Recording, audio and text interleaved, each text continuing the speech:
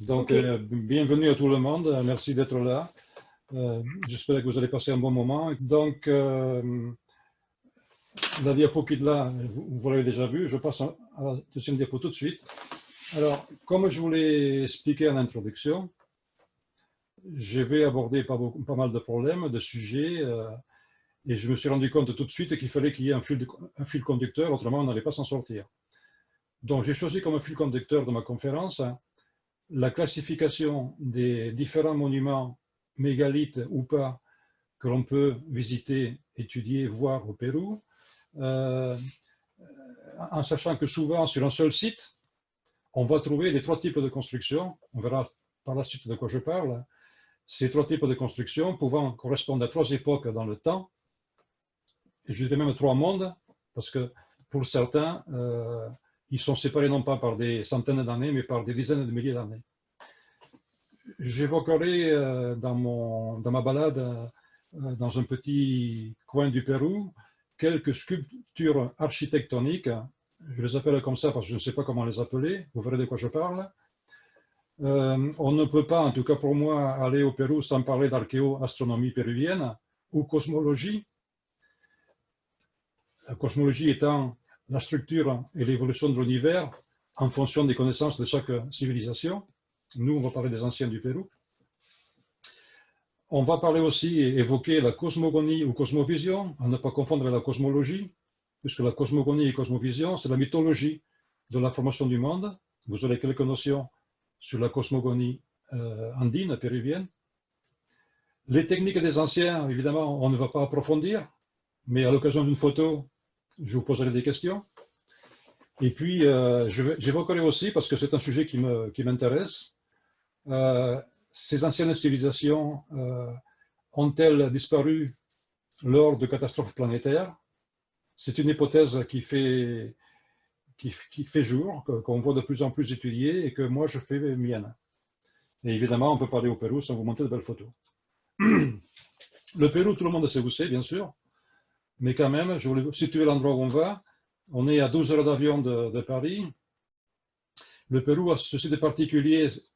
Bon, d'abord, il est complètement à l'ouest du continent sud-américain. Il a une bande au long de l'océan Pacifique qui n'est que du désert, grosso modo. C'est très caractéristique. Cette bande, on ne va pas y aller aujourd'hui. Dommage, parce que c'est là où il y a Paracas, les crânes allongés. C'est là où il y a Ica, les pierres des Ica. C'est là où il y a Nazca et bien d'autres choses. Après, vous avez la colonne vertébrale du Pérou, ce sont les Andes. Quand on arrive à la capitale, mince, j'ai oublié le nom, Lima. Quand on arrive à Lima en avion et qu'on passe quelques jours à Lima et qu'on prend l'avion pour aller à Cusco et on passe du niveau de la mer à 2700 mètres, je vous garantis que le changement, on le sent. Donc cette partie andine où toutes les villes sont à 2400, 2700, 3000 mètres, et derrière, si on descend des Andes, on va pénétrer dans l'Amazonie, donc trois zones très différentes. Aujourd'hui, nous n'irons pas non plus nous balader dans le sud du Pérou, à la frontière bolivienne. Pourtant, Dieu sait qu'il y a un site exceptionnel, Tiahuanaco et Pumapunco, à côté de Titicaca, qui est un site extraordinaire. On aura l'occasion d'en parler plus tard peut-être. La vallée sacrée, c'est l'endroit où nous allons nous promener aujourd'hui. Cette vallée sacrée, un peu comme en Égypte, on peut faire une comparaison entre le Nil et la Voie lactée et les étoiles et les pyramides et Orion. De la même façon, dans la vallée sacrée, les Incas ont vu une représentation de cette voie lactée dans le fleuve qui coule dans cette vallée sacrée. Nous avons l'habitude d'appeler ça la Voie lactée, parce que dans notre hémisphère, nous regardons sur un fond noir les étoiles de la galaxie. Les Incas, les peuples andins avant eux, ont regardé non pas le blanc sur le noir, mais le noir sur le blanc. Et dans ce noir sur le blanc, ils ont vu des animaux, comme le lama, comme la tortue, comme le crapaud, comme le serpent, et bien d'autres. Et ces animaux, ils les ont reproduits dans la vallée sacrée.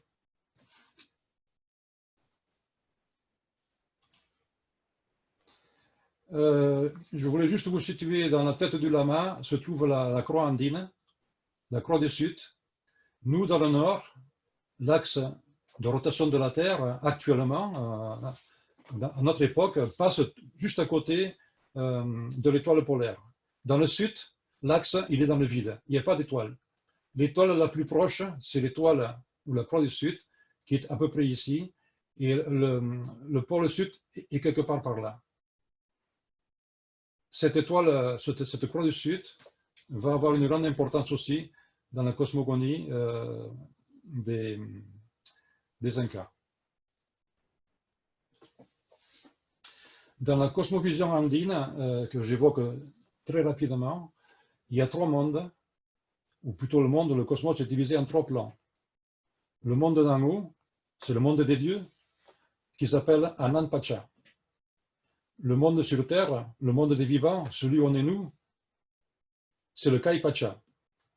Et le monde d'en bas, l'inframonde, le monde des morts, c'est Ukupacha. Chacun de ces mondes a son animal totem, que l'on retrouvera aussi dans les constructions Inca. Donc le ciel, l'espace, c'est le condor pour Ananpacha. La terre, là où on met les pieds, c'est le puma pour le Kaipacha.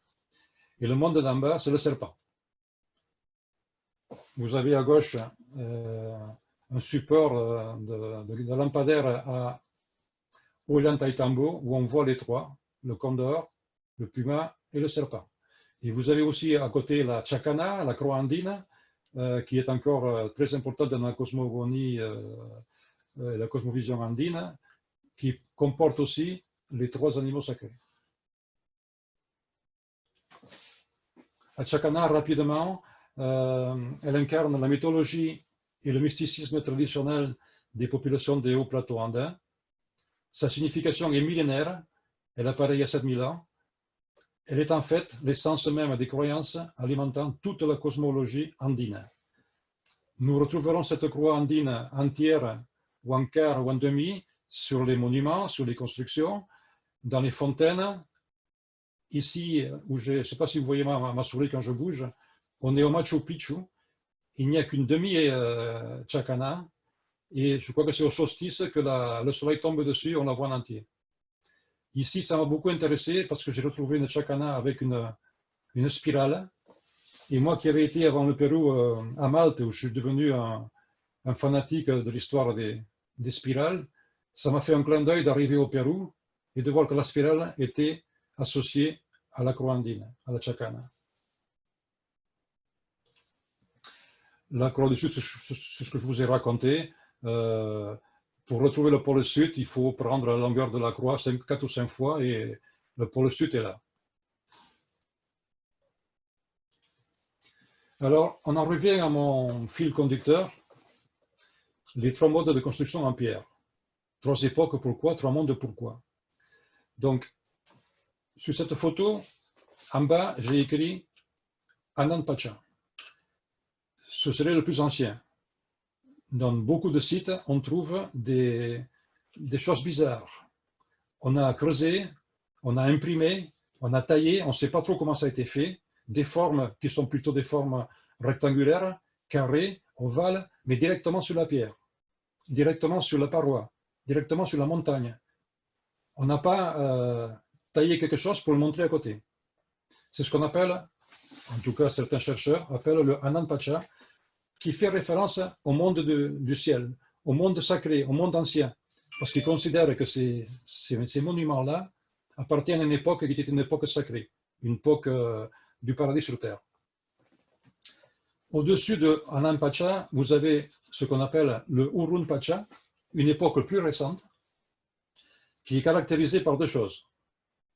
Le fait qu'on a des blocs de taille normale ou mégalithique, mais toujours avec des joints parfaits entre les faces, sans mortier, sans rien qui les lie, et dans les cas extrêmes de perfection, comme on voit ici, on voit apparaître, ce qu'on voit apparaître ailleurs aussi, ces fameux nodules, ces fameux bossages.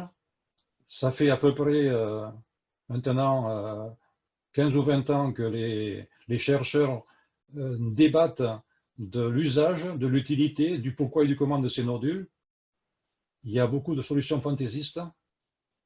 Moi, je pense en avoir trouvé une, on ne pourra pas l'évoquer aujourd'hui. Et au-dessus, vous avez le Ukun Pacha.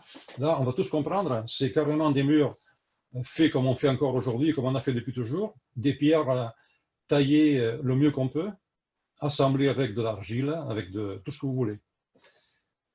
On voit bien que ces trois styles ne sont pas identiques. L'histoire officielle des archéologues nous disent que tout ça, ça a été fait par les Incas. C'est une triste connerie, excusez-moi de dire le mot connerie. Pour moi, qui suis maintenant bien placé pour avoir étudié ça pendant 2 ans, c'est impossible.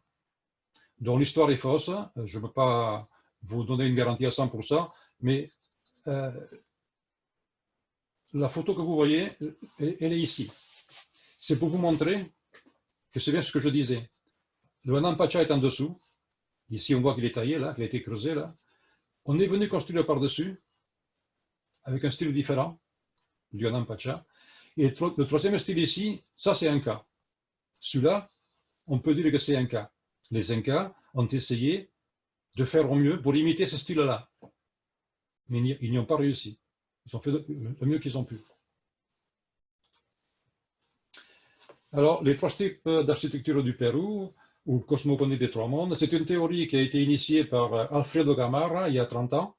C'est un Péruvien qui s'est pris d'amour pour son pays et qui a voulu faire un classement des monuments.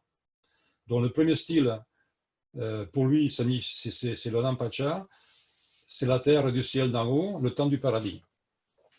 Ce premier style, avec son style de construction monolithique correspondant, est considéré comme particulièrement sacré partout dans le monde, pas qu'au Pérou. Nous, on va parler du Pérou aujourd'hui. Mais si je prends un exemple, la grande pyramide d'Égypte, la pyramide de Khéops, non, Khéphren, c'est quoi la plus grande? Khéops, c'est Khéops. Vous savez tous que dans la chambre souterraine, il y a un exemple typique de construction en pierre de forme bizarre. On nous dit que ceci n'a pas été fini. D'autres hypothèses disent oui, ça a été fini, mais c'est très vieux. Et la pyramide a été construite par-dessus. Donc, moi, je ne suis pas un expert de pyramides, je ne vais pas vous parler de pyramides. Par contre, tout à l'heure, on va aller à Machu Picchu et je vous montrerai qu'il y a ce genre de construction de pierre du temps Anam Pacha où les gens sont venus après construire autour. Ils l'ont protégé, ils l'ont respecté, ils ont créé un culte à ces pierres.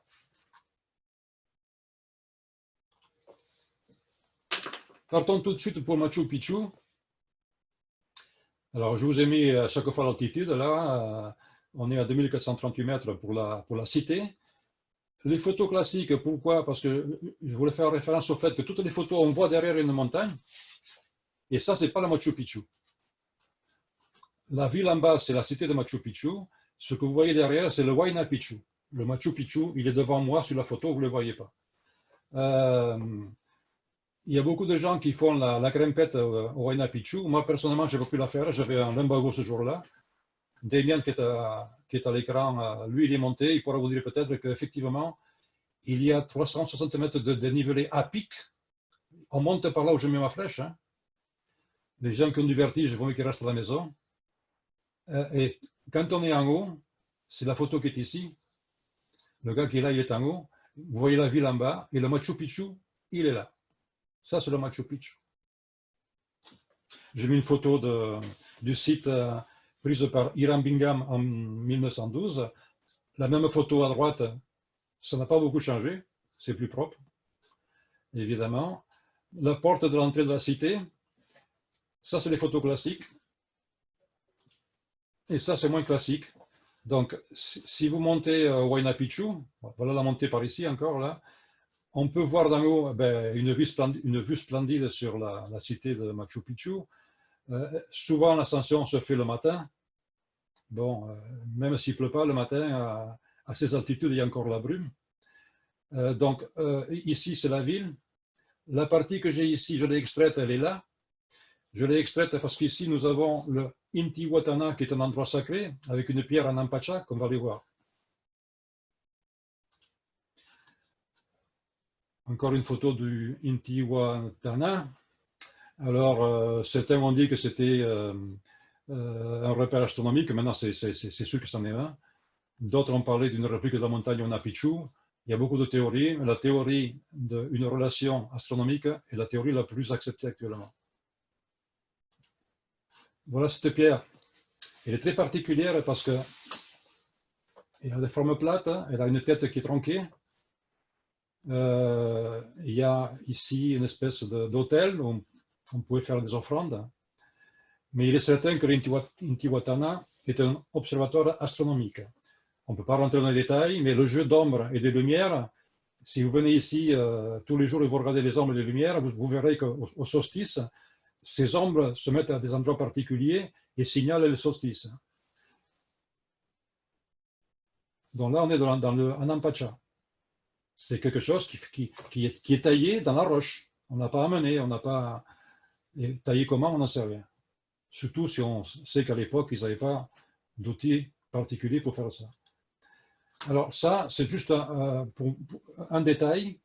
Il y a des gens qui ont fait des études très poussées sur l'Intihuatana et qui ont émis l'hypothèse qu'on est non seulement devant un ouvrage qui nous marque les solstices, les équinoxes et les solsticiaux, enfin les passages zénithaux et autres, ils ont émis l'hypothèse que Machu Picchu est une citadelle qui a été construite pour suivre le soleil et pour marquer une époque.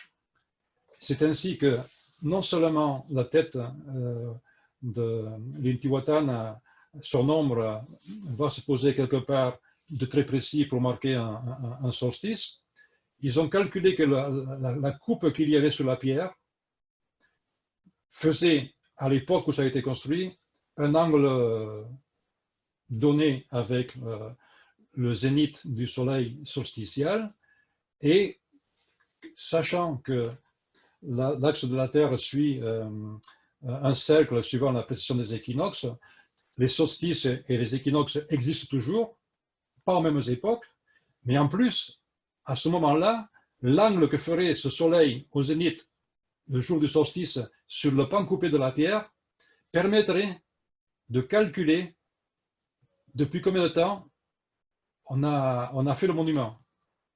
Donc, sans rentrer dans les détails, le bouquin s'appelle Timekeepers of Ancient Earth. Moi, je l'ai un peu lu, ça m'a beaucoup intéressé, mais alors vraiment, c'est que des maths. Il faut être mathématicien, astronome pour arriver à comprendre quelque chose. Ce qui m'intéresse, c'est la conclusion. Dans ce bouquin, après avoir fait des recherches très poussées, très pointues, on nous dit que Machu Picchu a 18 000 ans. C'est ça qui m'intéresse. Parce que Machu Picchu, on nous dit qu'il a 1000 ans. Enfin, 1000 ans. 1400, même pas 1000 ans, 1400, ouais, 700 ans, puisque ça aurait été fait par Pachacutec en 1400. Bon, ça c'est l'histoire officielle, je pense qu'elle vaut. Alors maintenant, je reviens sur Machu Picchu, je fais une vue un peu plus, une vue du ciel. J'attire votre attention que ce que je vois ici, je peux faire un dessin à droite, et je le retourne, et je vois un condor. Donc c'est ça ce que j'appelle la sculpture-architecture. Et il n'y a pas qu'un exemple, il y en a des centaines. Les gens qui se sont établis au fur et à mesure du temps dans ces sites ont continué à l'organiser, à le construire, en essayant de reproduire ce qu'ils voyaient dans la Voie lactée, comme je vous disais. Donc là, on a le condor. Sur ce condor, ici, il y a un rocher, là. Je ne sais pas si vous voyez, là. J'ai la photo de ce rocher. Ce rocher est un rocher sacré. D'abord, c'est encore un marqueur des solstices. Au solstice d'hiver, moi, je n'y étais pas, donc j'étais obligé de peindre la photo. Le soleil se lève sur la pointe et vient mettre l'ombre de la pyramide sur le rocher. Et ça marque, ce jour-là, le solstice d'hiver. Le solstice d'été, le soleil se lève dans le creux ici, qui est représenté un peu ici, là, et vient éclairer les 3 marches de la Chacana peut-être. Mais en plus, ce rocher est un rocher rituel. Nous sommes sur le Condor. Le Condor s'envole vers le ciel. Les morts étaient mis là-dessus pour que leur âme s'envole sur le Condor dans le ciel.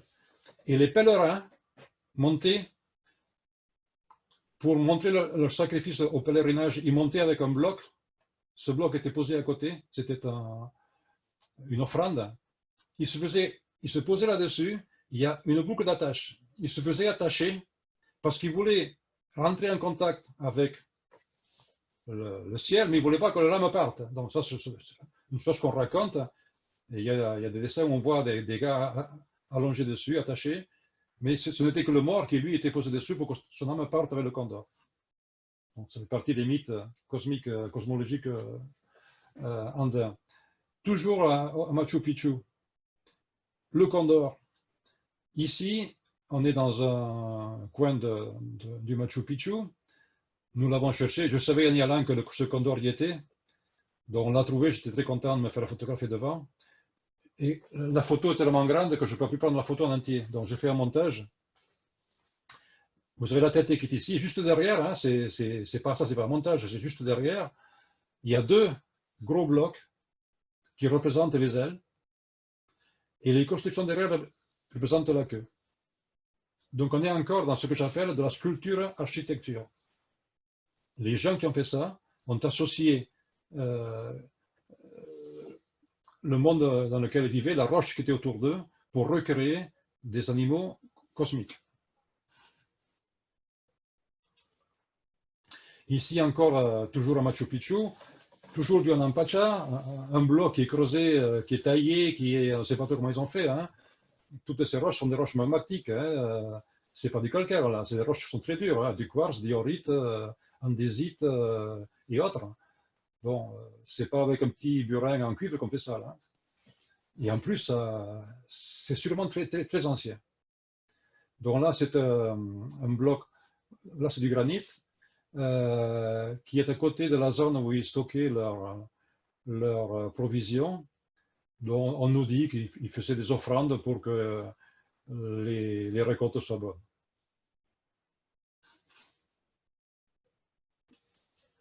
Encore le Machu Picchu. Alors la photo, c'est ma photo, mais elle est peut-être pas dans le bon angle. Mais si vous regardez ce que je fais, ce que je surligne ici, on pourrait y retrouver ce que je vais vous montrer ici à gauche. Et si on met une peau dessus, on a un crocodile. Bon, la photo m'intéressait parce qu'il y a le temple du soleil, on va y aller. Alors, pourquoi le crocodile? Je ne sais pas s'il est dans la Voie lactée des Incas, le crocodile. Ce que je sais, c'est que le Machu Picchu est à la frontière avec l'Amazone. Et le crocodile, c'est un animal totem de l'Amazone. Le temple du soleil, on va aller voir ça. Qu'est-ce que j'ai fait là? Attendez. Bon, ça fait rien, mais j'ai dû me mélanger les diapos. Alors là, on est toujours à Machu Picchu. On est à côté de la maison de l'Inca, soi-disant du seigneur de l'époque. Il y a ce gros bloc qui dépasse, avec une forme entaillée très bien faite. Ça pourrait être un porte-étendard, un porte-drapeau. On nous dit que pour faire ça, puisqu'ils ne savaient que tailler la pierre, ils ont pris un bloc énorme, ils ont tout taillé autour pour faire ça. Moi, qui suis ingénieur, qui travaille dans la pierre et dans le béton, ça me paraît débile. Parce que de nos jours, pour faire ça, je fais un trou, je fais la pièce, je la colle dedans. Donc, ça pose des questions. Ça pose des questions sur les techniques employées, en particulier pour ce bloc. Ça, à côté, c'est des pierres, je ne vais pas vous dire que c'est du béton. Celui-là, je me pose des questions. Toujours le Anampacha, vous avez commencé à comprendre maintenant que c'est toujours des pierres de forme artificielle. Ce n'est pas la nature qui a fait ça, en particulier ces 2 ici. Donc là, ce sont des mortiers à eau, des assiettes à eau, je ne sais pas comment il faut les appeler. Certains nous diront que c'était pour piler le maïs, pourquoi pas.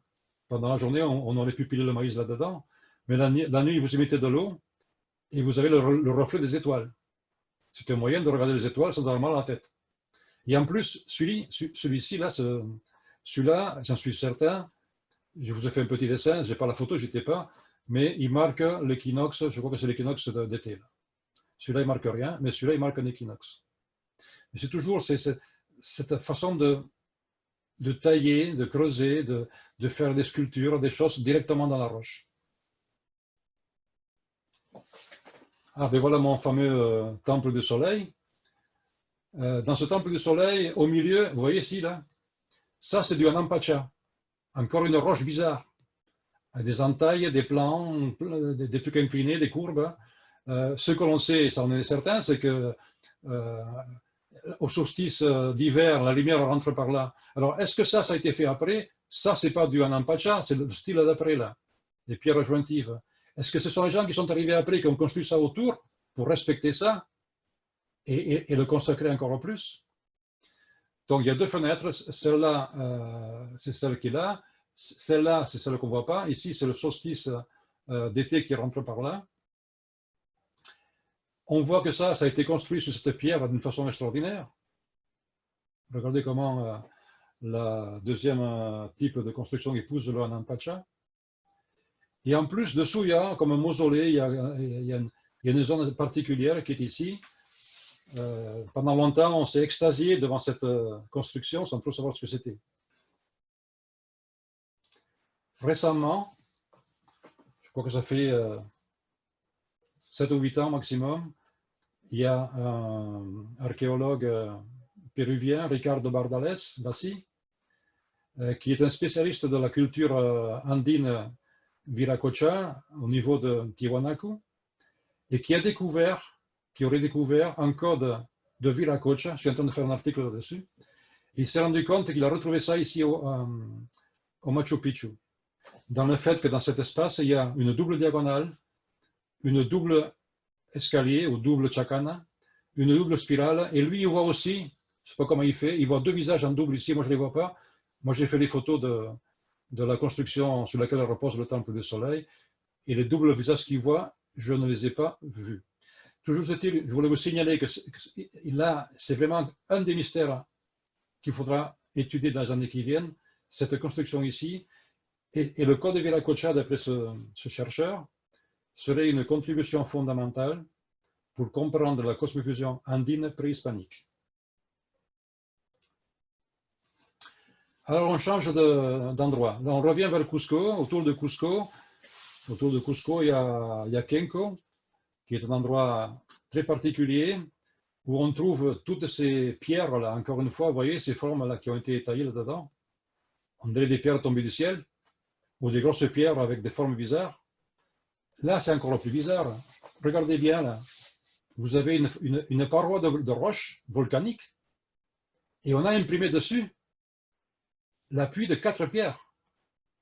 Alors, les archéologues vous diront, non, non, ça a été taillé. Ils sont venus tailler d'abord les 4 emplacements pour y coller des pierres qui n'existent plus. Mais ce n'est pas vrai, parce que la pierre qui était ici, elle a poussé la paroi, et au milieu, il y a un bourrelet de pierres. Et là aussi. Donc ça, c'est un sacré mystère. Et ça, on le voit souvent dans les sites. Alors, Kenko, ça signifie labyrinthe. C'est un sanctuaire inca, à 6 km au nord de la ville de Cusco. On va y rentrer dedans. Alors, on descend quelques marches, et à l'intérieur, alors c'est surprenant, il y a ces fameux fauteuils, moi je passe un fauteuil, des autels, taillés dans la roche. On dirait que la roche ici s'est désolidarisée de derrière et qu'elle a été arrachée. Et ce qui est intéressant aussi, on ne voit pas très bien sur les photos, ici on voit un peu, vous voyez que ça brille là. Le dessus de ces roches est vitrifié. C'est-à-dire que par un procédé que je ne peux pas déterminer simplement, chimique, par une forte chaleur, sur quelques dixièmes de millimètres ou quelques millimètres, la roche aurait fondu et la silice a formé comme du verre. On le voit ici aussi. Ça, c'est encore un phénomène très, très particulier. On trouve ça en Écosse, il y a de la pierre fondue, dans certains châteaux. Alors déjà, on parle d'une comète qui aurait explosé et qui aurait, par sa chaleur, fait fondre la roche. Mais à ce moment-là, je dis, tout aurait dû fondre autour. Donc je ne pense pas que c'est la comète, mais c'est plutôt un procédé soit lié à la taille, à la coupe de la pierre, allez, on va dire au laser par exemple, soit un traitement chimique qu'ils auraient appliqué après pour des raisons que j'ignore.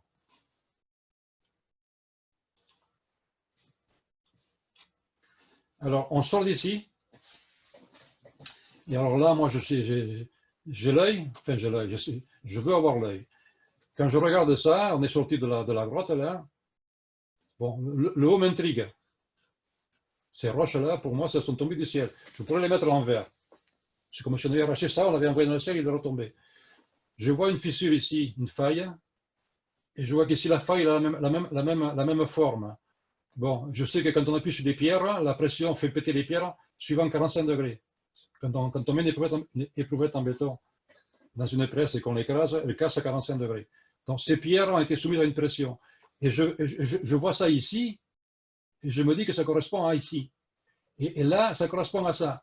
Et je me dis, ça, c'est pas naturel. Enfin, pardon, c'est pas artificiel, c'est pas quelqu'un qui est venu creuser la pierre, là.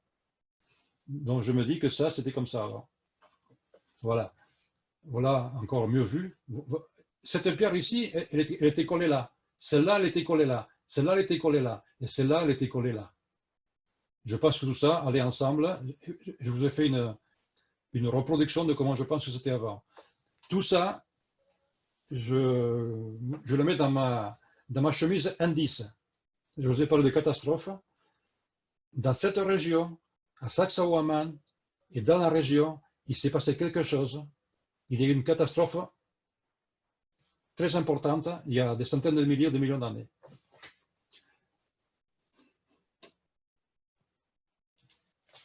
Alors on change encore de...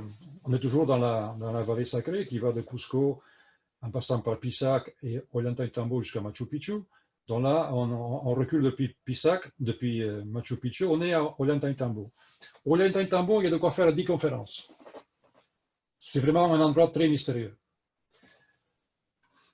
C'est très connu par ce qu'on appelle le temple du soleil, parce qu'on a ici en haut 6 blocs mégalithiques qui font entre 40 et 50 tonnes chacun.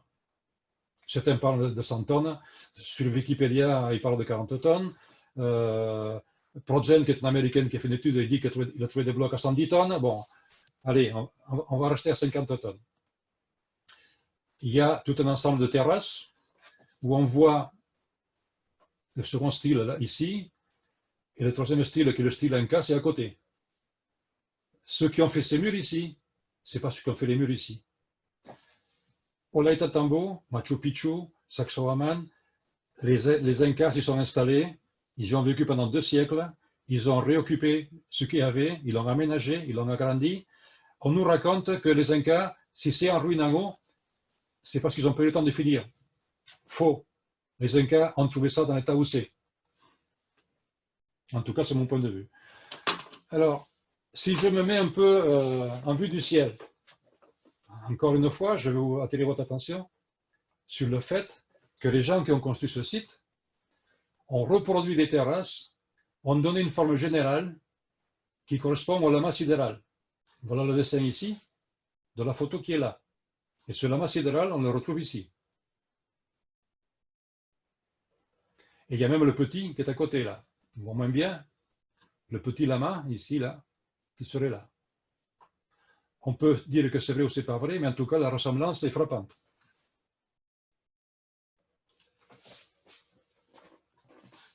On est toujours sur le style Anampacha. On est toujours à Ollantaytambo.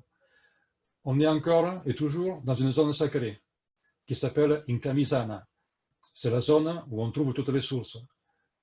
Et un système d'irrigation digne des meilleurs hydrologues du XXe siècle. On ne peut pas en parler aujourd'hui. Juste, j'attire votre attention sur, encore une fois, ces parois avec toutes ces formes creusées au scalpel, parfaitement droites. Regardez cette paroi-là. Nous, on ne sait pas faire ça. Un truc comme ça, on ne sait pas faire. Alors, évidemment, pendant longtemps, on a dit, mais vous ne cassez pas la tête, ce sont des carrières. Maintenant, on ne le dit plus, pour diverses raisons. Alors, en particulier, c'est sacré, pourquoi? Regardez ici, vous voyez qu'il y a une ombre là-dedans, il y a une ombre, d'accord? Eh bien, cette ombre, si on observe, le jour du solstice d'hiver, c'est-à-dire en juin, puisqu'on est inversé par rapport à notre hémisphère, cette ombre descend et finit par former le visage d'une femme avec son sein. Et on appelle ce lieu sacré l'endroit de la Nusta. Nusta ou Nushta avec un ñ en espagnol, en quechua, c'était le nom de l'infante, de la princesse, de la femme sacrée. Ça, ce sont des dessins d'époque, avec les conquistadors espagnols. Ça, c'est la Nusta actuelle, habillée pour une cérémonie. C'est quand même très bizarre. Si ça a été fait exprès, alors on va toujours dire, non, non, mais c'est le hasard. Mais il y a tellement de hasard que ça finit par ne plus être le hasard. Et alors, le Condor, est-ce qu'il serait là à Ollantaytambo? Eh oui, il est toujours là, le Condor, regardez. D'abord, encore une fois ici, cette paroi, qu'est-ce que vous voyez là? Est-ce qu'on est venu tailler pour y appuyer des roches, des blocs? Ou est-ce qu'on a appuyé des blocs sur une paroi qui était molle?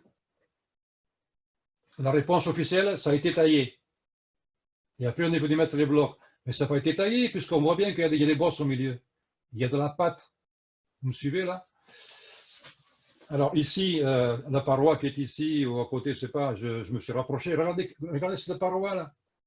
Si vous taillez ça avec un burin et un marteau de nos jours, moi j'ai des photos d'écarissage de blocs de calcaire et de granit que j'ai été chercher dans les carrières. J'ai fait les photos, mais ce n'est pas lisse comme ça. Ce n'est pas lisse comme ça. Ah, attention, on nous dit, c'est qu'après ils ont lissé. Ah, d'accord. Ils ont d'abord piqué, taillé avec un scalpel, et puis après ils ont été grattés, lissés. Oui, d'accord. Je veux bien. Ça, je ne sais pas si c'est d'origine. C'est bizarre. Est-ce que ça marque des directions? Je ne sais pas. Alors ici, en haut de cette montagne-là, tout à fait en haut, qu'est-ce qu'on voit? Il y a un condor. Je vous ai mis à côté la photo d'un vrai condor. Mais c'est incroyable la ressemblance. Regardez la tête. C'est fou. Et vu, alors ça c'est pas le même sujet, mais en bas, avant de monter dans les terrasses de Ollantaytambo, il y a un endroit qui a été conservé. On dirait un tas de béton, un tas de ciment, où quelqu'un serait venu appuyer des bâtons dessus et faire des empreintes. On dit non, non, ça a été taillé. Quand même bizarre. Quand même bizarre. Toujours à Ollantaytambo, toujours le style Onampacha, là, un ouvrage fantastique, merveilleux. Une paroi, on se demande comment ils ont fait ça. On sait maintenant à quoi ça sert. C'est un cadran solaire. C'est-à-dire qu'en observant bien, il y a 5 plots qui dépassent, dont le soleil, quand il est dessus, il fait une ombre. Ici, vous voyez une entaille, là, et 3 escaliers, mais qui ne sont pas réguliers. On se dit, mais quand il a fait l'escalier, le gars, il s'est foutu dedans. Non, non, parce que ce n'est pas un escalier, c'est un repère. Il y a un repère ici, il y a un repère là, il y a un repère là. Et au solstice d'été, l'ombre, on le voit ici, descend de ce plot-là, parce que c'est celui-là, et vient se poser exactement là-dedans. Et ce n'est uniquement le 21 juin. Et à ce jour-là, l'ombre qui vient sur l'escalier se met juste ici. Donc, moi, ça me rend fou, ça m'interpelle. Comment ils ont pu faire ça? Ah non, mais ça a été fait, on nous dit que ça a été fait par les Incas. C'est pas Chapultepec, c'était en l'an 1400. Ils ont tout fait. Bon, ok. Moi, je suis ingénieur et je me dis, bon, écoutez, s'il fallait que je fasse ça, on me demande de mettre un repère ici pour que le 21 juin, l'ombre tombe là. Donc, il faut que j'attende le 21 juin, que je balade mon plot pour que, si j'ai fait ça avant, mettre le plot après. Ou si j'ai mis le plot en haut, il faut que je attende le 21 juin pour décider de mettre ça en bas. C'est un sacré pari de faire ce truc. Alors, j'ai imaginé comment ils avaient pu faire. Vous avez une paroi comme ça, là. Je taille d'abord ça, officiellement avec des outils en pierre, au mieux avec un burin en cuivre, pourquoi pas en bronze. Enfin, le cuivre sur la diorite ou sur le quartz, ça, c'est pas ce qu'il y a de mieux. Enfin, je fais ça. Comment? Je ne sais pas. Une fois que j'ai fait ça, je vais creuser la deuxième partie, qui est moins bien taillée. Vous voyez, c'est moins bien taillé. On dirait qu'il y avait des fissures. Il y en a une ici, il y en avait une là. On dirait qu'on a profité des fissures pour faire tomber le truc. Et alors, je me retrouve avec ça, là. Et là, je vais venir mettre mes plots. Je fais des trous et je mets des plots. Et j'attends le 21 juin, quand l'ombre va arriver, elle va me dire où c'est qu'il faut que je taille le truc en bas. Parce qu'autrement, je ne sais pas faire. Donc, j'essaie de réfléchir comme un ingénieur. Je ne dis pas que je sais faire, mais je dis que ces étapes-là me permettent de le faire.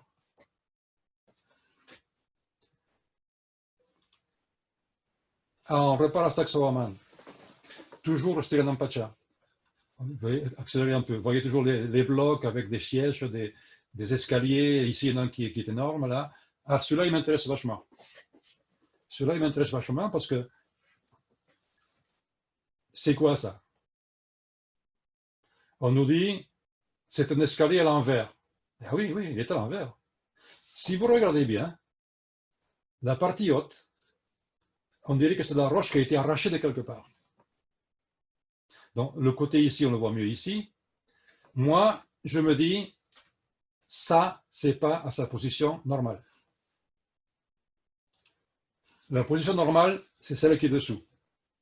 La roche arrachée ici se connecte à un rocher et j'ai creusé un escalier pour monter quelque part.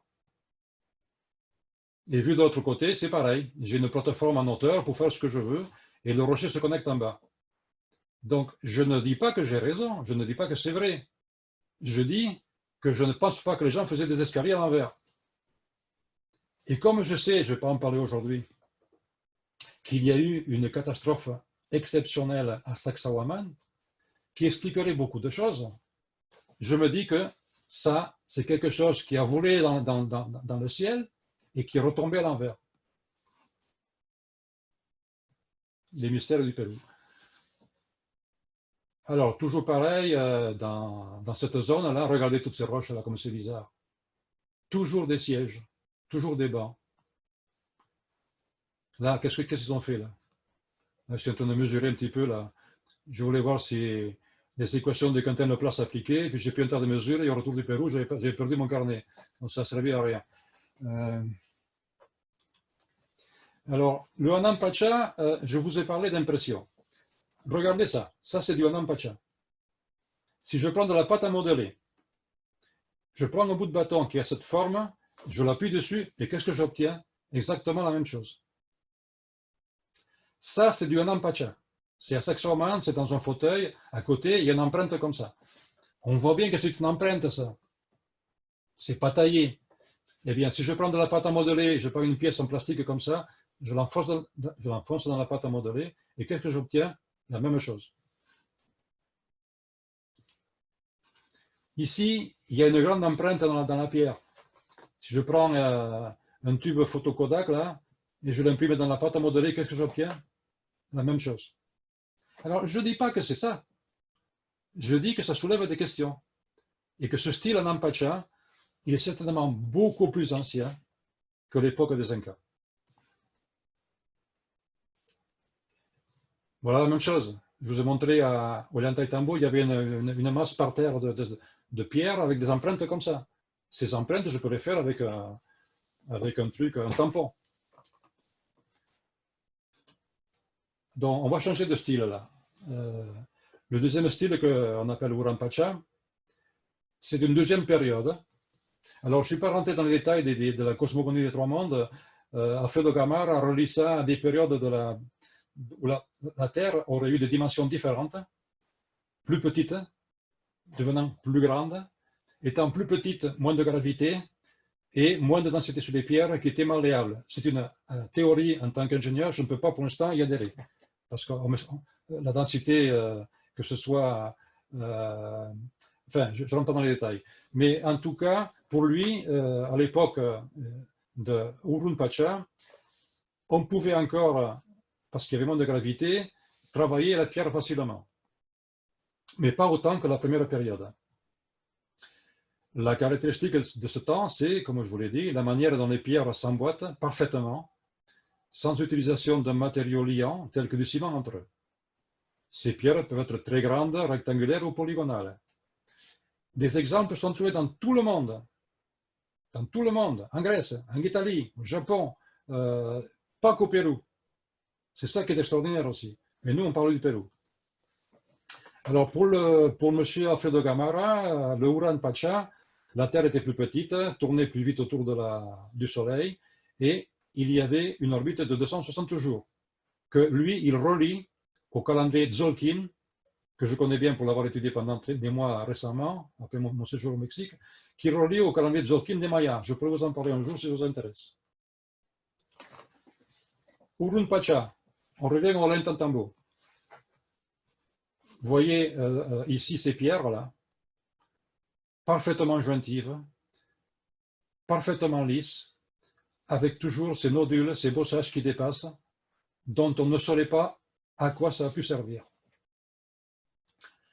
C'est de Urun Pacha mégalithique. Regardez ici, regardez ces bossages, à quoi ça a servi. Regardez ici, regardez là, comme il est bien adapté aux rochers environnants. Ici, ça c'est de Urun Pacha. Derrière, non. Derrière, c'est déjà les Incas. Les Incas sont venus ici. Pourquoi ils auraient fait un mur comme ça et derrière un mur comme ça? Ça ne tient pas debout. Toujours à Ollantaytambo, le style Uran Pacha, dans ces pierres parfaitement taillées, puisqu'on nous dit que c'est taillé, on va rester avec le mot taillé, parfaitement taillé. Ici, une preuve que les carrières, ce n'étaient pas des carrières, parce que là, on a mis des pièces, on a taillé des pierres pour épouser la paroi. Et on est dans une carrière. Pourquoi on aurait fait ça? C'est une preuve, entre autres, que ce n'est pas des carrières.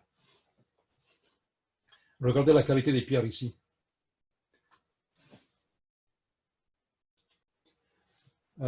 Toujours au Ollantaytambo, la zone appelée des 10 fenêtres, qui est extraordinaire, qui a été démolie.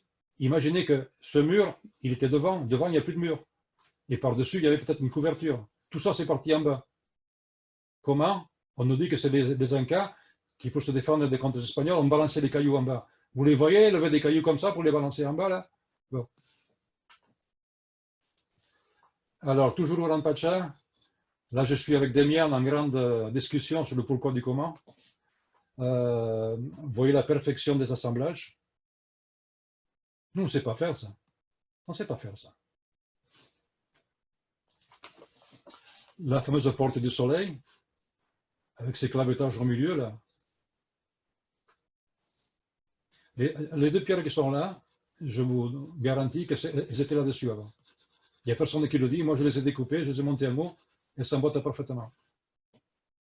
Donc, il y a quelque chose qui les a fait tomber en bas. Ah ben voilà.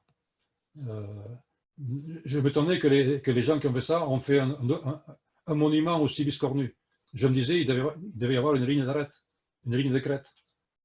Ben, je l'ai reconstitué en particulier, là, en partie.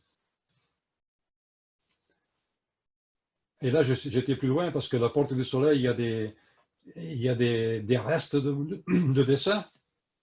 Il faut savoir que ces restes de dessins, ce sont nos copains inquisiteurs, là, espagnols, qui n'ont rien trouvé de mieux que d'aller tout casser, là. Donc, extirpation des croyances, il y avait des pumas couchés. J'ai retrouvé ça par ailleurs. Il y avait des chacanas. Ils les ont cassés. Donc, on est sûr que là, il y avait 3 pumas, et là, il y en avait un aussi. Il ne reste que des petits morceaux. Alors, technique, on n'aura pas le temps de rentrer dans les détails, là. On nous dit que tout ce qui est en haut ici, ça a été monté par là. La carrière se trouve à 6 km de l'autre côté de la rivière, à 600 mètres de hauteur. Il faut dévaler les pentes, traverser la rivière, remonter les prairies, et puis il y a à peu près 3-4 km d'ascension sur une plateforme, donc il reste encore des bribes. Cette plateforme ne fait que 4 à 5 mètres de large. Alors oui, elle y est la plateforme. Oui, elle a servi à monter les cailloux. Mais quels cailloux? Tout ce que vous voyez ici, ça a été fait par les Incas. Les Incas, ils ont fait une forteresse avec des cailloux. Certains sont lourds, mais transportables sur des platelages, tirés par terre, tout ce que vous voulez. Ça, c'est possible. Mais si vous mettez une pierre de 50 tonnes ici, et vous la tirez, il vous faut 1000 personnes ou plus, sur 4 mètres de large, c'est impossible. Donc, question technique, il y a beaucoup à dire. D'ailleurs, la technique du tirage des mégalithes, c'est l'un des mystères qu'on n'a pas encore résolu. Un exemple, 20 tonnes à plat sur des rouleaux en bois, ce qui est un très bon moyen pour faire baisser le coefficient de frottement, ne va me demander que 200 hommes, parce que je suis sur des rouleaux et je suis à plat. Je ne suis pas sur une pente à 45 degrés, ça change le problème. Ça, on nous dit, c'était comme ça qu'ils faisaient il y a 10 000 ans. Et pour lever des pierres, on a fait des essais, mais on a levé des pierres de 10 tonnes, de 8 tonnes, de 5 tonnes, avec ce système-là. De nos jours, ça, on fait ça avec un homme. Bon, nous, s'il fallait faire ça comme eux, je ne sais pas si on aurait envie de le faire, si on arriverait. Il y a eu des essais avec des pierres de 4, 5, 6, 10. Je crois même qu'on est monté à 30 tonnes. Mais on a déplacé la pierre sur 10 mètres. Est-ce que nous, on serait capable de déplacer une pierre de 100 tonnes? Ne parlons pas de Baalbek, on nous dit qu'on a tiré des pierres de 1000 tonnes. On revient à Machu Picchu, on change de style, là c'est le style Urun Pacha. Donc là c'est intéressant parce que, bon, je suis à nouveau dans la porte d'entrée à la cité. Si on passe derrière, alors j'étais intrigué, moi j'ai vu qu'il y avait un anneau en haut, qu'il y avait ici des pierres qui étaient creusées, et dedans il y avait un axe. Et moi je regarde, je suis ingénieur, je ne suis pas touriste moi, et je me dis, bon, comment il a fait ça le gars? Alors je me dis, bon, la pierre du haut j'ai compris, il a fait un trou, ça s'emboîte. Donc il a posé cela en dernier par le haut, je sais faire. Mais là, je vois un axe, et je vois comme il est scellé. Il est scellé. Mais ce n'est pas du plâtre, ce n'est pas du mortier, c'est la même couleur que la pierre. C'est quoi ça? Alors je me dis,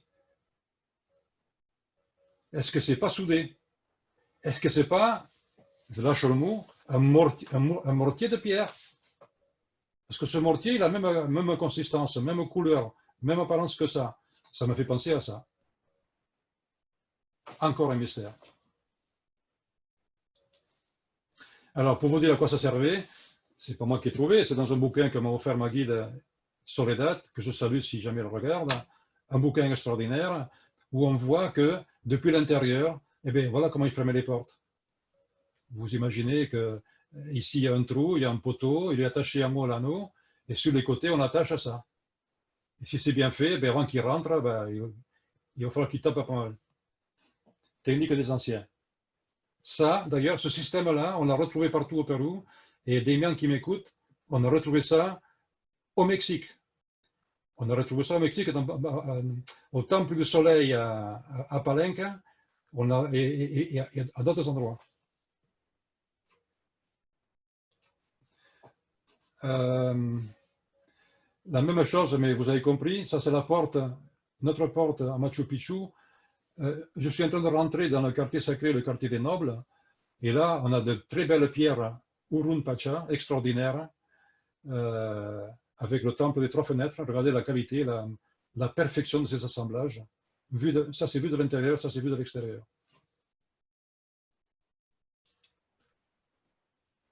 On change de lieu, Pisac. On est presque à 3000 mètres d'altitude. Pisac, c'est caractérisé par ces fameuses terrasses circulaires. Nous, on est monté en bus, le bus est arrêté ici, là. Et après, à pied, on traverse par là, on monte sur la citadelle. Alors, si je vous parle de Pisac, c'est parce que, bon, rapidement, j'ai agrandi, la forteresse est là, les terrasses, la forteresse. Il y a un cimetière en face de Pisac, tout là, où il y a des milliers et des milliers de tombes qui ont été profanées. par les pilleurs. C'est encore les pillés de nos jours. Le Pérou, c'est le pays des pilleurs. L'État ne fait rien. Et quand on est à côté, on voit encore des photos d'écran à l'intérieur. Mais c'est pas ça qui m'intéresse sur Pissac. Allez, le Condor, est-ce qu'il y est à Pissac? Ben oui, il y est. Devant, la tête est là. Les ailes sont là. Oui, je refais le dessin ici, d'accord? Ça, c'est ma photo. Et dans la photo, j'ai encadré le Condor, je vous l'ai sorti là. Donc, encore une fois, c'est ce que je vous disais en entrée de matière. Ces gens-là, je dis les Incas c'est les derniers, il y en a eu d'autres avant eux. Ces gens-là, ces peuples des Andes, ils ont reproduit sur plusieurs sites les animaux sacrés de la Voie lactée.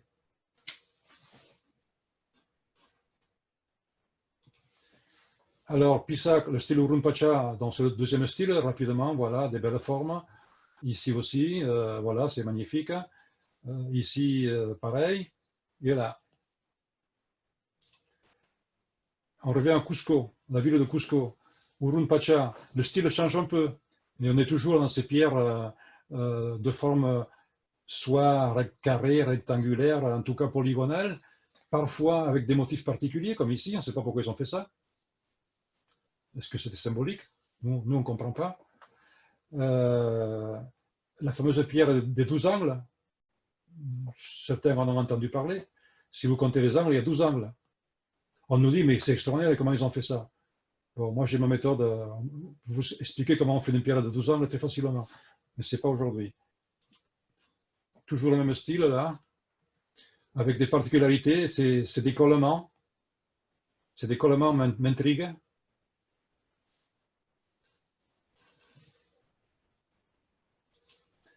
Voilà, ici encore le plus gros. Là, il y a eu un tremblement de terre, il y a des pierres qui ont disparu, ils ont réparé comme ils ont pu. Ça nous permet de voir la qualité de ça à l'intérieur. Et ça, d'après la science officielle, ça a été fait avec des marteaux en pierre. Regardez ces arêtes. Même moi qui suis un spécialiste du béton, je ne sais pas faire un moulage avec une arête d'une telle qualité. Surtout que ce caillou, il a 1000 ans minimum. Si ça fait 4 ou 5 000. Moi, quand je fais des arêtes en béton, au bout de 100 ans, il n'y a plus rien. Donc, soit c'est de la pierre, l'explication qu'on me donne ne me convient pas, soit c'est du géopolymère ou du béton, et ça pose de sacrés problèmes. Regardez ici comme c'est plan. Toujours la fameuse pierre des 12 angles, c'est la rue Atun Rumilloc à Cusco. Ici, vous voyez que ça s'est écroulé, ça a été refait à l'époque des conquistadors. Ben, ils n'ont pas su refaire comme avant. Hein. Ils ont fait comme on fait nous. Hein. Ils ont rempli des blocs au mieux qu'ils ont pu. Ils ont mis au milieu du mortier. Hein. Donc, les gens qui ont fait ça, si ça avait été les Incas à l'époque où les Espagnols sont arrivés, ben, ils auraient pu refaire pareil. Non, le savoir-faire n'existait plus. Alors là, juste en passant, pour vous dire que cette photo en haut, c'est le Pérou, et en bas, c'est la pyramide de Mykérinos, en Égypte. C'est pas le même style, ça ressemble. Regardez les bossages. Alors, les bossages, j'attire votre attention sur le fait qu'ils sont toujours dans la partie basse du bloc. Ils ne sont pas au milieu, ils ne sont pas en haut, ils sont toujours en bas. S'ils sont toujours en bas, il y a une raison. Alors, on nous a dit, oui, c'est pour le transport, c'est pour le levage. Peut-être. Mais il y a une autre raison que je pense avoir découvert. Mais en tout cas, les gens qui ont fait ça, ben, ils faisaient la même chose en Égypte. Et peut-être à la même époque. Sacsayhuaman, je pense que tout le monde a entendu parler de Sacsayhuaman, il y a une merveille. Ces fameux murs en zigzag, là, il y en a 3. Dites-vous bien que ce que vous voyez ici, ce n'est que 20% de ce qu'il y avait. Il manque 80%. Pendant 7 siècles, jusqu'aux années 1800, ça a été une carrière.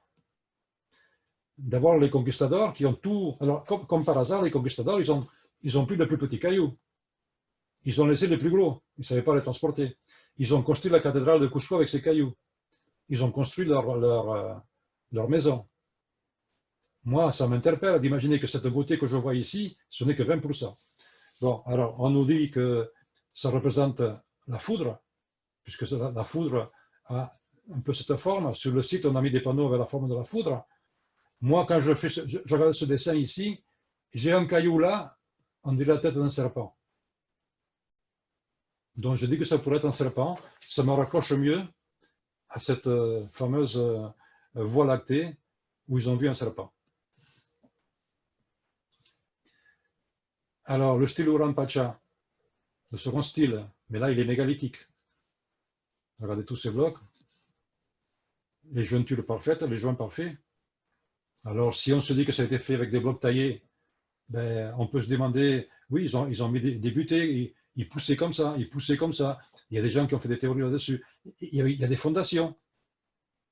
Ce que je ne sais pas, c'est que jusqu'où va cette fondation. À mon avis, elle doit faire 1 ou 2 mètres. Donc, il y a une partie des ruines qui est sous le sol. Là, on est dans la partie mégalithique, avec des formes arrondies. On nous dit qu'ils ont taillé les blocs en arc de cercle. Oui, pourquoi pas. Regardez ces blocs-là. Regardez la taille des blocs. Donc là, je me suis amusé à calculer ce bloc-là. Rapidement, je connais mon hauteur et mon largeur, hein, je peux extrapoler les dimensions du bloc, et ce bloc il fait au moins 60 tonnes, hein, et encore je ne calcule pas la partie qui est dans le sol, que je ne connais pas. La partie qui est à l'extérieur fait au moins 60 tonnes. Donc je vais tirer ça sur des rondins de bois, avec un coefficient de fortement 0,3 qui est un très bon coefficient. À plat, il me faut quand même 500 personnes. Mais on m'a dit que ça vient d'une carrière où il y a des pentes à 40 degrés. Là, il m'en faut 1200. Après, comment je le lève? Avec les chèvres que je vous ai montrées, avec 800 personnes, pour moi, ce n'est pas imaginable.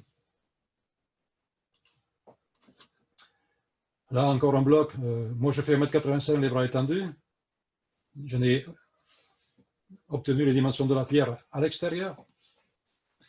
Je n'ai pas la profondeur. Bon, je prends 3 hypothèses, 2,50 m à 3,50 m, le milieu, 100 tonnes. Je ne compte pas la profondeur. Et si on va dans les détails, ah, mais je ne l'ai pas mis là. Il y a des angles particuliers ici. Il y a des triangles isocèles. Il y a des choses particulières. Je pense que je n'ai pas mis la diapo là. Bon, toujours le Coricancha, le temple du soleil, le temple sacré des Incas, qui était caché. Ils ont construit une cathédrale dessus. Il y a eu un tremblement de terre, je ne sais pas en quelle année, en 1900 et quelques. La partie de la cathédrale qui était ici s'est écroulée et est apparu ça. Du coup, ils l'ont laissé à la vue et on a récupéré une partie de ce temple sacré avec des murs extraordinaires. Ça, regardez ça. Ça, est-ce qu'on a taillé tout autour ou est-ce qu'on a moulé? La question est posée. Ce mur ici, extraordinaire. Il est extraordinaire parce que si je pars de là, il tourne là, il tourne là, il sort dehors, il tourne, il va là, il tourne encore et il rentre. Tout ça, c'est un bloc unique. Nous, on ne fait pas des trucs comme ça. En béton, peut-être, même pas. Et eux, ils faisaient ça. Avec des joints parfaits. Et tout ça avec un burin en pierre, voire en cuivre. Il n'y a aucun coup de burin sur le caillou, là. Voilà le Coricancha vu de l'extérieur, magnifique. À l'intérieur, encore le truc bizarre. On nous dit, ça c'est parce qu'à l'intérieur, il y avait des idoles en or, il y avait des plaques en or, c'était attaché là. Ouais, d'accord, mais pourquoi pas? Mais attaché avec quoi? Avec des cordes, oui. Mais comment ils ont fait ces trous? On dirait un circuit imprimé, là. Là, il y a un petit coin dans le Coricancha, ils ont posé des blocs qu'ils ont trouvés en excavant, on ne sait pas ce que c'est, mais bon. Là, vous avez un coude. Ça, c'est un coude. Donc, ça, c'est une pièce. Moi qui suis du métier du béton et des tuyaux, je vois qu'ici, c'est un emboîtement femelle. Il y a un mâle qui rentre dedans. Et là, c'est le contraire. Donc, ça, c'est un coude pour un truc d'une canalisation. Donc ces gens-là avaient des canalisations. Ça, c'est les fameuses... D'ailleurs, on a un effet de vision trompeur. Là, moi, je le vois à l'envers. Je ne sais pas comment vous le voyez, vous. Enfin, en tout cas, ça, on le retrouve à Pumapunko, à Tiwanaku. On nous dit que c'était pour mettre des pièces en métal qui unissaient deux pièces. Ouais. Sauf que j'en ai vu sur des pièces qui faisaient 100 tonnes. Je ne vois pas ce que ça pouvait unir en haut. Ça avait un autre usage qu'on ne connaît pas. Voilà des trous particuliers. C'est un peu comme les trous d'Égypte. On peut s'amuser à compter les spires à l'intérieur. Avec des miens, on a essayé d'éclairer ça et de faire des photos. Ça n'a pas été parfait. Je pars maintenant plutôt du côté de Titicaca, là, du côté de Puno, Silustani. Il y a des espèces de cylindres qu'on appelle les chulpas. Ça a été utilisé par les Incas comme endroit funéraire. Moi, je pense que c'est une réutilisation. Parce que cette partie ici, qui est à l'intérieur, ça a été rajouté pour moi.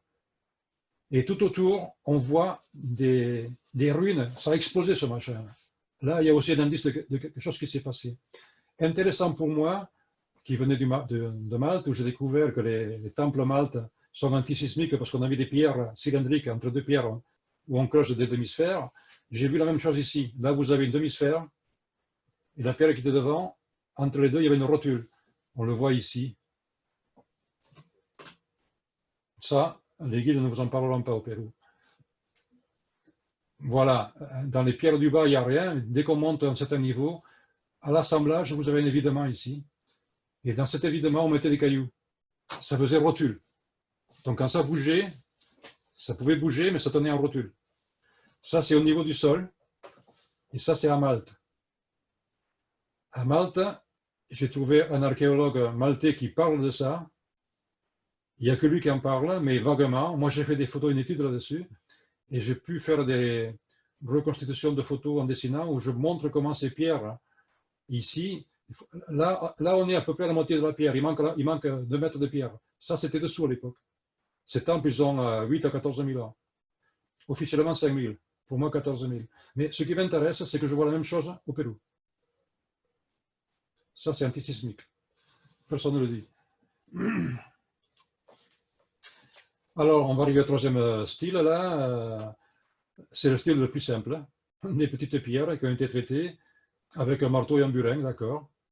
Parfois très précisément, pour essayer de mimer le deuxième style, mais jamais ça a été aussi parfait.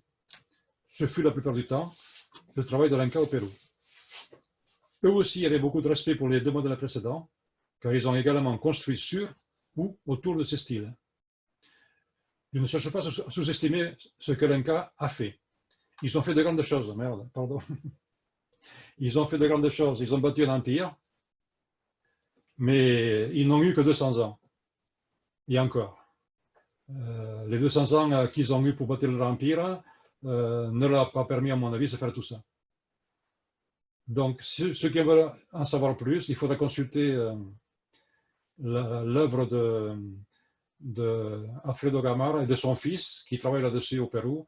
Ils ont édité un DVD. Si vous tapez la cosmogonie des 3 mondes sur Internet, ça va vous y amener. Alors, le stylo Kunpacha, voilà, c'est ça. Ça, c'est un cas. Et ils ont essayé d'imiter ça. On dit non, ils n'ont pas imité. Ça, c'est les maisons des pauvres, et ça, c'est les maisons de l'Inca. Oui, c'est une explication. Mais je pense que ce n'est pas forcément la bonne. Ici, pareil, toujours au Machu Picchu, ça c'est Inca, et ça c'est autre chose. Ils ont essayé de faire ça, mais ils ne savaient plus le faire.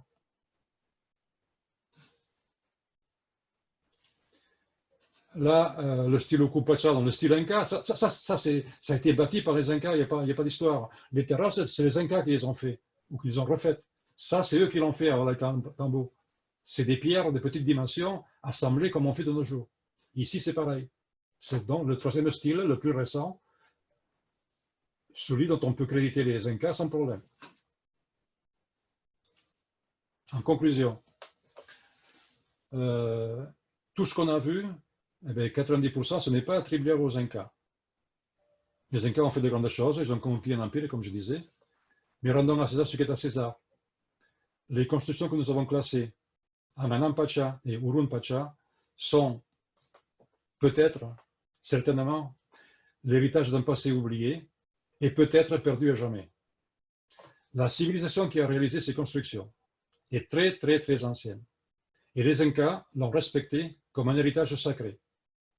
Le Pérou est entouré de mystères concernant l'origine des civilisations des bâtisseurs.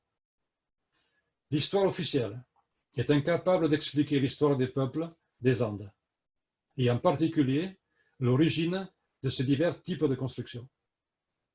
Les niveaux de technologie nécessaires sont très différents d'un style à l'autre, et notre technologie actuelle n'arrive pas à les reproduire. Comme toujours, plus de questions que de réponses. Et comme j'aime bien à dire, bravo les anciens. Et avant de finir, je voulais évoquer la théorie, l'hypothèse qu'il y aurait eu une ou plusieurs grandes civilisations planétaires qui auraient disparu suite à une ou plusieurs catastrophes planétaires. Il y a plein d'indices qui laissent à le penser. Est-ce qu'il y a eu une ancienne civilisation qui a été balayée par un cataclysme et il a fallu aux survivants repartir de zéro et rebâtir une nouvelle civilisation sur la redécouverte des principes mathématiques et physiques qui nous a amenés là où nous sommes actuellement, en attendant peut-être un nouvel effondrement lié à la surpopulation de la planète, à la prédation accélérée des ressources planétaires, ou tout simplement au retour de la comète ou de l'astéroïde dont les morceaux épars lors de la dernière collision rôdent encore dans le ciel, prêts à exercer leur sinistre pouvoir de destruction. Vous savez que dans les années qui viennent, il y a Apophis qui passe à côté de la Terre, et Apophis fait partie de ces morceaux d'astéroïdes comme la Tunguska qui est arrivée en 1901 ou 1910 et qui pourrait faire partie de cette catastrophe qui a eu lieu, on en parle beaucoup, il y a 12 000 ans.